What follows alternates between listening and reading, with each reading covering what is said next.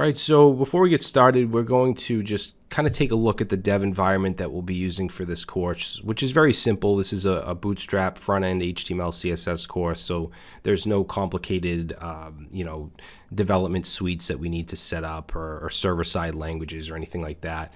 Basically, we're going to set up our text editor. Now, feel free to use whatever you'd like. If you use like Sublime Text or Notepad++ or Atom, that's fine. But what I would really suggest is VS Code or Visual Studio Code, which is just a fantastic editor for just about any kind of web development programming and even some other types of programming. It's very powerful, but it's also very simple, and it has some great extensions. So I just want to go over a couple extensions that I would recommend, and I also want to go over Emmet a little bit. Emmet is actually included by default with Visual Studio Code, so it's nothing we have to install extra. If you're using Atom, like we did in the first version of this course, then you'll have to install Emmet as a plugin. Unless by now they've integrated it, I'm really not sure. But most current text editors do have Emmet as a plugin if it's not included by default. So if we go over to this icon here, this is all the extensions I have. What I would suggest installing is one live server, because what this does is it allows us to just have a simple HTML file, which our themes will be HTML files, and it allows us to open up the file in a browser on our local host, and it includes autoload. So when we save, it'll automatically update in the browser. Okay, whether we save HTML, CSS, or JavaScript, it'll update automatically. And this is something that I always use when creating like static websites. All right, so I'd suggest installing that. You can search for it up here and just say install and reload. And then I'd also suggest, you don't have to do this, but I would suggest using Prettier, which automatically formats your code, and it does format HTML as far as like line breaks and indentation, stuff like that. If you want your code to match mine exactly, as far as spacing and so on, I would suggest installing this and setting the format on save setting to true, which I'll show you how to do. All right, those are really the two extensions that I would suggest. Everything else you see here doesn't really apply. Bracket pair colorizers is a really good extension, but it's more for hardcore JavaScript or PHP or other C syntax languages. VS Code icons I'm also using, which just shows the file icons on the side, depending on what type of file it is. So for the settings, you can hit Control or Command comma, or you can go down here and go to Settings. And most of this stuff you don't have to worry about. I set my font size a little bigger so you guys can see everything. Word wrap I set to on, so the code doesn't go outside of the page. It wraps. The tab size I like to set from 4 to 2, just so it's not so spread out. And this setting right here, editor.format on save, is what is going to make Prettier automatically format your file when you save it. Okay, so it'll basically make it look like mine.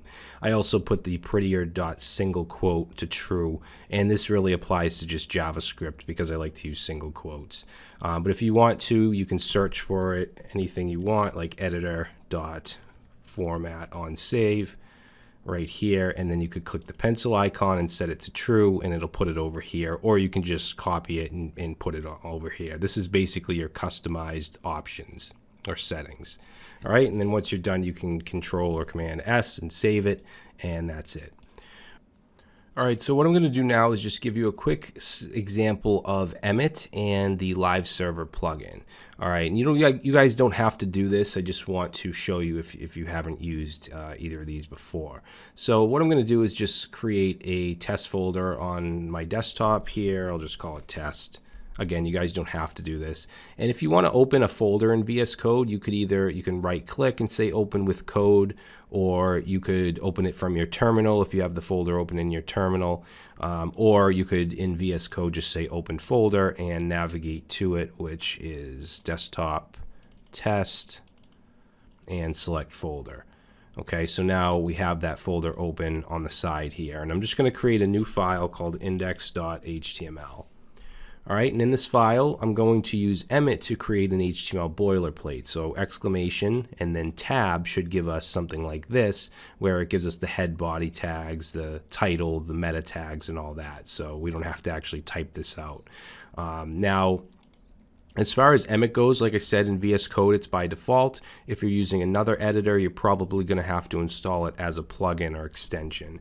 So how Emmet works is, let's say we wanted an H1 with an ID of test.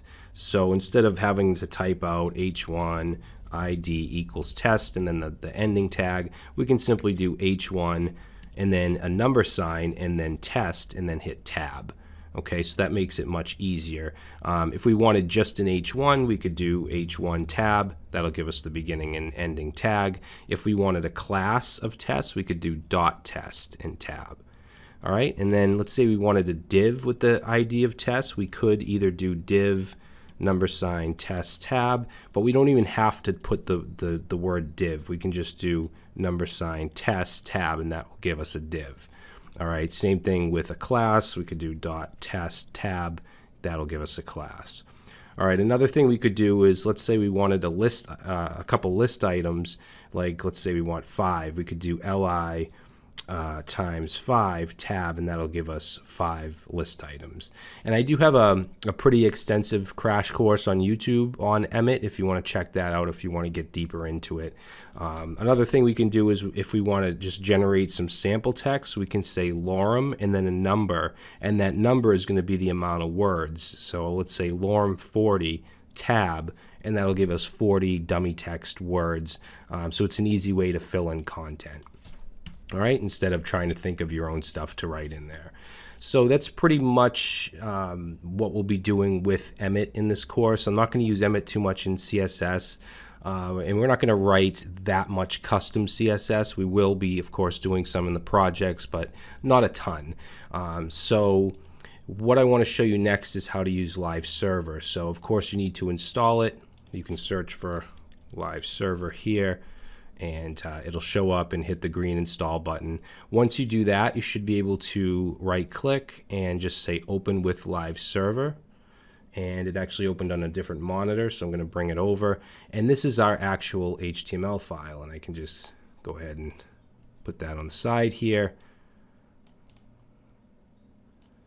and let's just put something in this HTML file. We can let's see, we can close this up if we want, and we'll just put an H1 in here, and we'll just say hello world, and then I'm just gonna save with Control S, and there we go, it just pops right up. Okay, so any edits that we make, if I put an exclamation and save, I don't have to go up here and hit reload. So that's kind of the workflow we'll be using in this course, and that's what I would suggest. But again, you guys, you know, if you have a preference that you've been using, that's absolutely fine.